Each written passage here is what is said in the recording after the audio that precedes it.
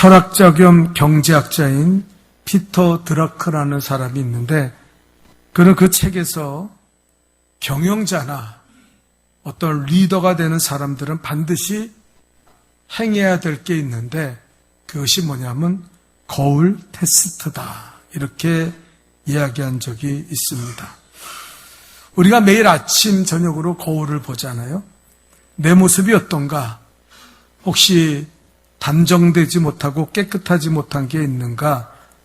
그래서 거울을 보며 우리 자신을 잘 정리하게 됩니다.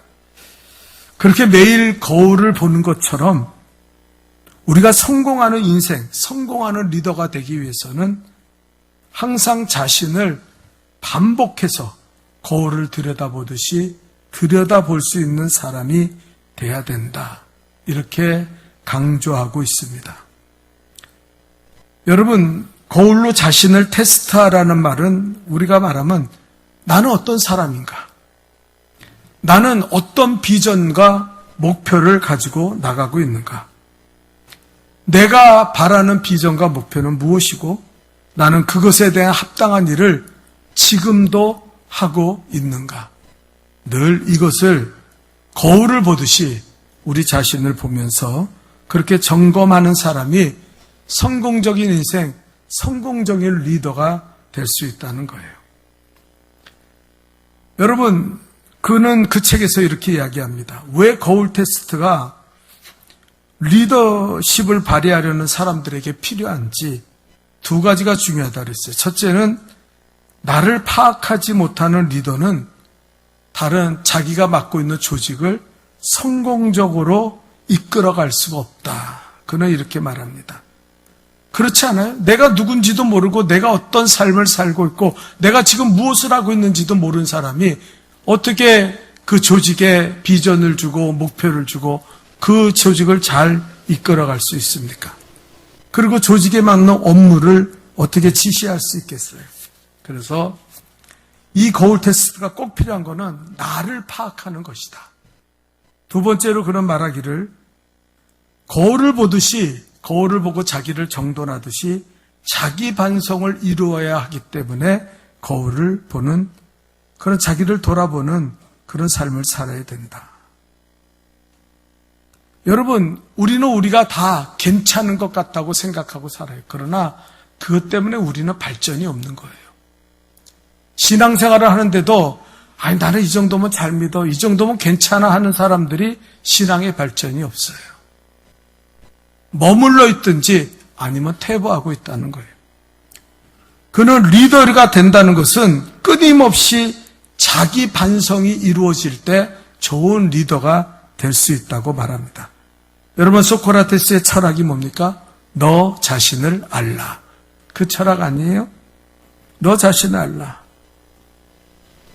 나는 누구이고 나는 어떤 일을 하고 있고 나는 어떤 목표 속에 어떻게 살아가고 있는가를 소크라테스는 점검하라고 말하는 거예요. 그때 너 자신이 발전하는, 그리고 새로워지는 그런 경험을 할 수 있을 것이다. 근데 철학은요, 우리에게 너 자신을 알라고만 이야기하지 네가 누구고 네가 무엇을 해야 되고 네가 어떤 비전을 갖고 살아야 되는가에 대해서 정확하게 이야기해 주지 않는다는 거예요. 그래서 신학이 필요한 거예요. 하나님의 말씀이. 철학은 우리에게 질문을 합니다. 너는 누구냐? 그러면 신학은 우리가 누구라고, 성경은 우리가 누구라고 우리에게 대답을 해준다는 거예요. 오늘 성경은 바로 그 이야기입니다. 우리 그리스도인이 가져야 될 자기 인식, 자기 정체성이 무엇이냐, 아이덴티티가 무엇이냐, 그것을 알아야 된다고 오늘 말하는 거예요. 오늘 성경에서 우리가 분명히 알아야 될 두 가지 사실을 우리에게 이야기하고 있습니다. 그 첫째는 뭡니까? 우리 한번 다 같이 읽어볼까요? 첫째, 시작. 우리는 흙으로 만들어졌다는 사실을, 흙으로 만들어졌다. 이것이 성경이 우리의 정체성을 이야기해요. 여러분, 하나님께서 우리 인생을 흙으로 빚어 만든 다음에 뭐라고 불렀습니까? 아담아 불렀어요. 아담이라는 말은 사람을 가리키는 말인데 여성 명사로 읽을 때는 뭐라 그러냐면 이 아담이라는 말을 흙이라고 말합니다. 흙이라고 말하는 거예요. 그리고 아담이라는 말의 형용사는 에돔이란데 들어보셨죠? 에돔은 붉다, 빨갛다 이런 말이에요. 그러니까 결국 흙의 색깔을 의미한다는 거죠. 하나님이 인간을 만드신 다음에 인간을 뭐라고 부르셨어요? 야, 흙덩어리야. 흙아. 그리고 이야기했다는 거예요. 여러분, 우리의 몸은 흙덩어리입니다. 사람이 자꾸 이것을 잊어버려요. 그래서 오늘 본문에는 흙덩어리라는 다른 말로 뭐라 합니까? 질그릇이라고 말해요. 우리 7절을 다시 한번 읽어볼까요? 7절 읽어보겠어요. 시작. 우리가 이 보배를 질그릇에 가졌으니 이는 심히 큰 능력은 하나님께 있고 우리에게 있지 아니함을 알게 하려 함이라. 너희는 질그릇이야. 질그릇, 흙이야. 성경은 우리에게 이렇게 이야기하고 있는 거예요. 우리는 이 사실을 명심하며 살아요. 우리는 질그릇처럼 연약합니다. 깨지기 쉽고 볼품없고 귀한 자리에 내놓을 수 없는 그런 자예요. 성경은 이것을 무엇이라고 이야기하냐면 인간은 죄인이라는 거예요. 성경에 말하기로 의인은 없나니 하나도 없다 그랬어요. 의인은 없나니 하나도 없다. 모두가 죄인이라는 거예요. 여러분 이것을 잃어버리면 우리 인생은 어그러지기 시작하고 우리는 바른 인생관을 가질 수 없다는 거예요. 늘 말씀드리지만 우리는 두 가지를 잊지 말아야 돼요. 첫째는 나는 죄인입니다. 나는 죄인입니다. 내가 죄인이라는 사실을 잃어버리면은요, 우리는 교만해져요. 우리는 나태해져요. 그리고 우리는 우리가 무엇을 할 수 있다고 생각하는 미련한 인생을 살아갈 수밖에 없어요. 그러나 내가 죄인됨을 간절히 깨달으면요, 그때 우리 삶은 완전히 바뀌어지는 거룩한 삶, 그리고 주님을 의지하는 삶을 살아갈 수 있다는 거예요. 죄인 아닌 사람은요, 십자가가 필요가 없어요. 죄인이라고 깨닫지 못하는 사람은요, 예수가 필요 없어요. 그냥 내 인생 내가 알아서 사는 거예요. 나도 괜찮아. 나도 살 만큼 살고 경험할 거면 경험했고 나도 능력 있는 사람이야. 착각하며 살아가게 됐다는 거예요. 이걸 조심하라는 거예요. 두 번째는 그런 죄인을 하나님이 용서하시고 사랑했다. 여러분 용서는 하나님의 몫인 줄 믿습니다. 내가 노력해서 용서를 받아내고 내가 구제하고 좀 착하게 살았다 해서 나는 용서받을 수 있는 사람이야. 나는 오래 예수 믿었으니까 캐리어가 있으니까 나는 구원받을 수 있어. 착각하면 안 돼요. 하나님이 우리를 사랑하셨고 독생자 예수 그리스도를 우리에게 보내셔서 우리를 위해 십자가에 피 흘려 죽으시고 우리의 죄를 사해 주신 그 믿음 안에서 우리는 거듭나고 변화되는 줄 믿습니다. 여러분 질그릇이 내가 질그릇 흙이라는 사실을 알 때부터 우리는 어떻게 됩니까? 그 정체성을 가지면요 기쁨과 감사가 넘쳐요. 여러분 성경은 감사가 없는 자를 죄인이라고 이야기해요. 왜 그렇습니까? 구원의 감격과 기쁨을 잃어버리고 스스로 무엇인가 된 것처럼 죄인이 착각하고 살아간다는 거예요. 그러나 내가 죄인됨을 깨닫고 하나님의 사랑으로 하나님의 은혜로 용서받았다는 사실을 깨달은 사람은요 감사하고 감격하며 살아가는 줄 믿습니다. 얼마나 예배드리는 이 시간이 얼마나 고마운지 몰라요. 하나님이 나를 불러주신 은혜가 얼마나 크고도 놀라운지 몰라요. 그 놀라운 은혜에 감격하고 감사하며 살아가요. 삶에 어떤 문제 같아도 그 문제 때문에 고통받고 고난받고 그러지 않아요. 하나님 나를 구원하신 은혜를 감사합니다. 나는 흙덩어리에 불과한 나를 하나님께서 은혜로 구원하셔서 저 천국과 영생을 주심을 감사합니다. 그렇게 산다는 거예요. 여러분 사도 바울은 능력의 종이었어요. 얼마나 헌신했냐면은 결혼도 포기했어요.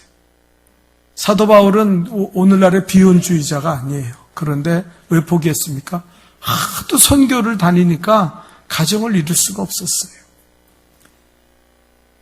그는 자비량으로 천막을 만들면서 그렇게 헌신적으로 하나님 앞에 충성을 다하는 거예요. 여러분, 그는 권능이 충만했습니다. 귀신도 사도 바울을 알아봤어요. 두려워 떨었어요. 병든 사람을 많이 고쳤는데 심지어는 손수건만 얹어도, 그 앞치마만 얹어도 그 사람이 병에서 치료받는 능력의 종이었어요. 그런데 중요한 거는 사도 바울의 위대함은 여기에 있지 않았다는 거예요. 사도 바울은 병이 있었습니다. 고쳐달라고 그렇게 하나님 앞에 기도하면서 그는 자기의 육체의 가시 때문에 3번이나 작정하고 하나님 앞에 기도했다 그랬어요.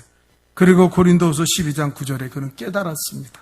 우리 한번 다 같이 읽어볼까요? 고린도후서 12장 9절입니다. 시작. 나에게 이르기를 내 은혜가 내게 족하도다. 이는 능력이 약한 데서 온전하여 짐이라 하신지라. 그러므로 도리어 크게 기뻐함은 나의 여러 연약한 것에 대하여 자랑하리니 이는 그리스도의 능력이 내게 머물게 하려 함이라. 여러분, 얼마나 놀라운 이야기입니까? 요즘 있어요? 요즘은요, 세상 사람들이 자기를 드러내고 교회 안에도 다 그런 사람들만 있어요. 목사들이 다 자기가 잘났다 그러고 자기가 최고라 그러고 나만 따라오라 그러고 그러는 세상이에요. 근데 사도 바울은 뭐라고 고백합니까? 내 은혜가 내게 족한데 내 능력이 약한 데서 이루어진다. 내 능력은 약한 데서 이루어진다. 이렇게 고백하는 사람 봤어요? 텔레비전에, 뉴스에, 정치인 등에 성공한 사람, 그런 사람들이 봤어요? 한 사람도 없어요. 나는 부족합니다. 나는 아주 보잘것없고 나는 연약한데 거기서 내 능력이 나옵니다라고 고백하는 사람은요, 한 사람도 없어요. 예? 그가 뭐라 그럽니까? 여러 약한 것에 대해서 나는 자랑할 것이니 그리스도의 능력이 내게 머물게 함이라.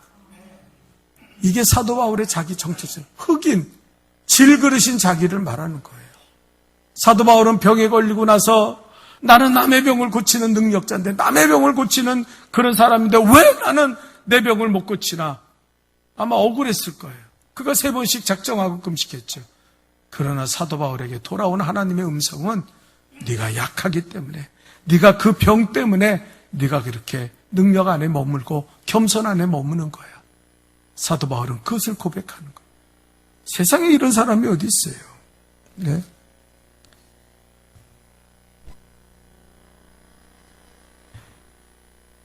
어떤 유행가 가사를 제가 우연히 들었는데 이런 가사들은, 나 이런 사람이야.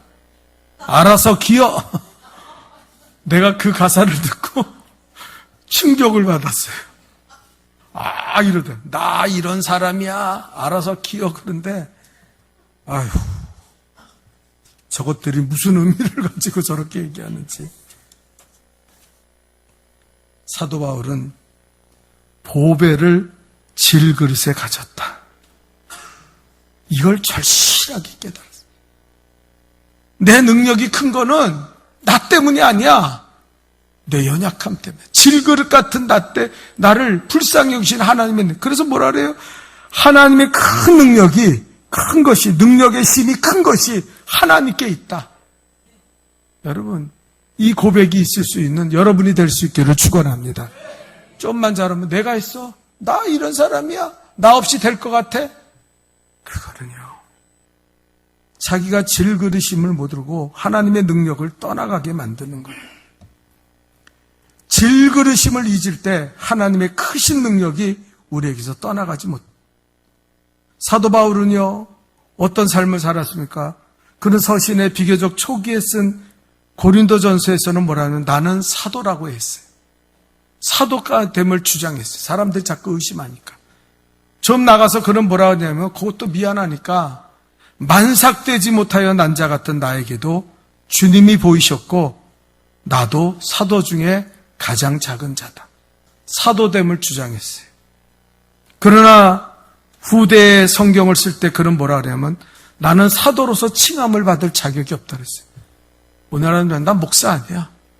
나 같은 게 무슨 목사야. 그리고 자기의 사도됨을 부정했어요. 마지막 디모데전서 1장 15절 말년에 죽을 때가 됐을 때 그는 뭐라고 얘기합니까? 나는 죄인 중에 괴수입니다. 이게 사도 바울의 정체성이에요. 여러분, 우리 사도 바울을 닮아가는 거룩한 그리스도인이 될 수 있기를 주님의 이름으로 축원합니다. 여러분, 여기에 능력이 있고 여기에 성도됨이 있고 여기에 위대함이 있다는 거예요. 나 이런 사람이 아는 사람이 위대한 게 아니에요. 하나님 앞에 나는 죄인 중에 괴수입니다. 그 고백을 할 때 그는 참으로 위대한 사람이 된 거예요. 작은 죄에도 애통하고 조그만 실수에도 가슴을 치고 회개할 일, 겸손히 자기를 낮추고 자기의 주장하는 목소리는 점점 줄어들고 오리를 가자면 십리를 가고 겉옷을 달라면 속옷까지 줄 수 있는 겸손함을 이룰 때 하나님 우리를 귀하게 여기신다는 거예요. 하나님 우리를 귀하게 여기신다. 여러분, 제가 유행가 중에 유일하게 잘 부른 노래가 있어요. 개똥벌레라고 신영원 권사님이 부른 노래예요. 그 권사님이 젊었을 때 그 노래 부르고 무슨 의미인지도 모르고 그냥 노래 부르면서 아주 그냥 인기를 얻었어요. 그런데 어느 날 교회 가서 앉아 있는데 목사님의 설교를 듣다가 막 눈물이 쏟아지는데 자기가 얼마나 큰 죄인인지 그제서야 그분이 신영원 권사님이 말하기를 자기는 개똥벌레라는 사실을 발견했다는 거예요. 젊었을 때는 의미도 모르고 불렀던 그 노래가 예수 그리스도를 만나고 나니까 나는 정말 개똥벌레 같은 인간이구나. 그것을 깨달았다는 거예요. 그리고 그는 아무리 우겨봐도 어쩔 수 없네. 저기 개똥 무덤이 내 집인걸. 그걸 노래할 때 지금은 가슴에 후벼 파는 자기의 정체성을 가지고 노래한다는 거예요. 여러분, 우리가 가질 정체성은 우리 흙입니다. 우리 흙이에요. 주님 없이 못 삽니다. 두 번째입니다. 다 같이 읽어봅시다. 시작.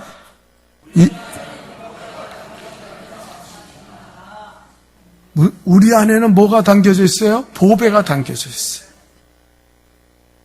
하나님께서 사람의 몸을 흙으로 만들어서 어떻게 해서 그 코에 생기를 부으셨어요.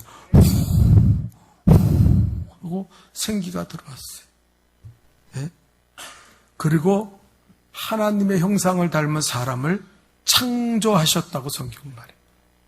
여러분, 성경을 가서 창세기를 보면 뭐냐면 사람의 흙으로 빚어 만들 때는 만들었다 그랬어요. 메이크, 영어로 메이크, 만든다 그랬어요. 그런데 생기를 불어넣고 인간의 하나님의 형상이 들어갈 때 뭐라 했어요? 하나님의 인간, 사람을 창조하셨다 그랬어요. 창조와 만든 것은 전혀 달라요. 그것을 구분하고 있는 거예요. 인간의 가치는 어디에 있습니까? 흙에 있지 않아요. 질그릇에 있지 않아요. 우리 안에 하나님의 형상이 담겨지는 하나님의 영이 임하는 그것이 우리의 인생의 가치를, 보배를 우리를 이룰 수 있는 줄 믿습니다. 여러분, 많은 사람이 이걸 잃어버려요. 하나님의 영이시기 때문에 우리가 오늘도 예배드릴 때 영으로 찬양하고 영으로 인식하고 영으로 하나님을 높이고 영으로 예배드릴 때 하나님 우리를 만나주십니다. 우리 안에 십자가의 복음을 담고 우리 안에 주님의 말씀을 담고 우리 안에 성령의 기름 붓는 은혜를 통해서 하나님의 영이, 성령이 우리에게 충만해질 때 우리는 보배를 담은 질그릇이 되는 거예요. 어떤 사람은요, 교회를 다니는데 몸만 왔다 갔다 해요. 그냥 와서 앉았다 가요. 그러니까 어떻게 됩니까? 그 심령에 하나님의 영이 담겨지지 않으니까 어떻게 돼요? 그는 보배를 담은 질그릇이 아니라 그냥 질그릇이. 깨트려도 되고 버려도 되고 아무 가치가 없는 거예요. 우리가 정말 가치 있을 때는 하나님의 형상이 내 심령에 충만하게 임하실 때, 하나님의 심령을 담고 살아갈 때 우린 사는 거예요. 여러분, 세상에서 나가면은요, 똑똑하다고 개똥 철학 가지고 살아가고 뭐 별 인간들이 다 있어요. 뭐 조금 배우면 아는 척하고 자기가 세상에서 다 모르는 것이 하나도 없는 것처럼. 예? 제가 어떤 분 만났더니 어떤 분이 그러더래요. 옆 사람이 그러더래요. 이 사람은요, 모르는 게 없어요. 근데 그 말이 정말 다 알아서가 아니라 아는 척 한다는 거예요. 손으로. 이 사람은 모르는 게 없어요. 그냥 뭐든지 자기가 다 안다고 생각해. 여러분, 우리의 가치는요, 우리 안에 하나님의 형상이 얼마나 깨끗이 보존됐는가, 얼마나 그 형상을 따라 살아가고 있고 그 형상을 회복하며 살아가고 있느냐에 따라서 우리의 그 육체의 보배를 담는 그릇이 되는 거예요. 여러분, 그릇은요, 뭘 담느냐의 가치가 결정돼요. 쓰레기를 담으면 쓰레기통입니다. 오물을 담으면 오물통이에요. 그러나 그 안에 보배를 담으면 보배함이 돼서 귀중하게, 그 질그릇이 중요한 게 아니에요. 그 안에 무엇이 담았냐는, 우리 안에 하나님을 담았다는, 하나님의 형상을 담았다. 여러분, 세상에서 제일 귀한 게 뭡니까? 하나님 아니에요? 제일 크신 분이 누구예요? 하나님 아니에요? 그 하나님을 담고 사는 사람을 누가 무시합니까? 우리 스스로 얼마나 기쁜지 몰라요. 얼마나 감기해요. 저 이재용 삼성그룹 회장, 최태원, SK 부러울 게 없어요. 그 사람들한테 꿀리지 않아요. 왜? 우리 안에 하나님이 있는데. 그래서 오늘 성경이 말하는 게, 사방에 우겨쌈을 당하여도 너희는 쌓이지 아니할 것이고, 답답한 일을 당하여도 낙심치 아니할 것이고, 거꾸로 붙음을 당하여도 망하지 아니할 것이다. 여러분, 어떤 사람은 이야기를 전혀 몰라요. 무슨 소리야, 나는 맨날 답답하고 나는 맨날 죽겠는데, 나는 맨날 죽지 못해 사는데, 그 사람은 아직 그 질그릇 같은 자기 심령에 그 세상 외에 어떤 것과 비교할 수 없는 가치가 되시는 하나님의 형상을 담고 살지 못해서 그래요. 하나님의 형상이 내게 충만해지면요, 나는 두려울 것이 없어요. 세상에 부러울 것이 없어요. 천국과 영생이 예비되어 있기 때문에 늘 기뻐하고 감사하며 살아가서, 포위를 당해도 포위당하지 않고, 어려움을 당해도 어려운 일처럼 여겨지지 않고, 두려움이 없는 거룩한 삶을 살아가는 줄 믿습니다. 더 나아가 16절에는 뭐라 그럽니까? 또한 겉사람은 낡아지나 우리의 속사람은 날로 새롭도다. 여러분, 흙덩어리는요, 무너지게 돼 있어요. 영원한 흙덩어리가 어디 있습니까? 젊었을 때는 예쁘기도 하고 잘생기기도 하고 팽팽하기도 했지만 다 나이 먹으면 스그러지는 거예요.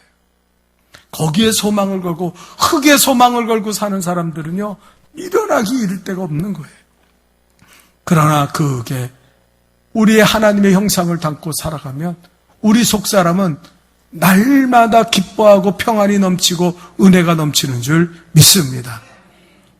얼마나 즐거운지 몰라요. 얼마나 행복한지 몰라요. 예. 그걸 우리는 누리며 살아가야 돼요. 여러분, 어떤 중년의 부인이 상담가에게 와서 상담을 하는데 울더래요. 그래서 왜 우십니까? 무슨 어려운 일이 있어요? 그랬더니 잃어버렸어요. 뭘 잃어버렸어요? 청춘을 잃어버렸어요. 울더래요. 그 상담가가 소리를 버럭 질렀대. 아주머니, 지나간 청춘을 아쉬워하지 말고 지금에 있는 이 화려한 중년을 즐기십시오. 왜 거기에 매달리냐고 그렇게 이야기했다는 거예요. 여러분, 흙덩어리 보면서, 내가 흙덩어리인데 흙덩어리 보면서, 야, 오늘은 주름살이 얼마, 이거 어떻게 얼마 줘야지 필 수 있나? 보톡스는 어디에 맞아야 되나? 그런 인생 살지 마요. 그런 하나님의 영광을 잃어버린 인생을 살지 마시기 바랍니다. 우린 뭐예요? 하나님의 형상을 내게 담아야 돼요. 기도하고 말씀 읽고 예배드리고 더 어떻게 주님 앞에 해서 내 안에 하나님의 형상이 가득 차면요, 나는 하나님 보실 때 세상의 어떤 사람보다 더 귀하고 귀한 사람인 줄 믿습니다. 얼마나 귀한지 몰라요. 그러나 여러분, 세상에 헛된 것, 흙덩어리에 마음 뺏기고 살면 안 돼. 오늘 성경의 결론은 이렇습니다. 보이는 것은 잠깐이요, 보이지 않는 것은 영원하다. 보이는 흙덩이, 질그릇 육체만으로 살지 말고 보이지 않는 속사람, 성령의 기름 부음 받아 날마다 하나님의 영광으로 충만해서 하나님의 형상을 이루며 승리하는 여러분 될 수 있기를 주님의 이름으로 축원합니다. 기도하겠습니다. 연약하고 천한 질그릇 같은 저희를 부르셔서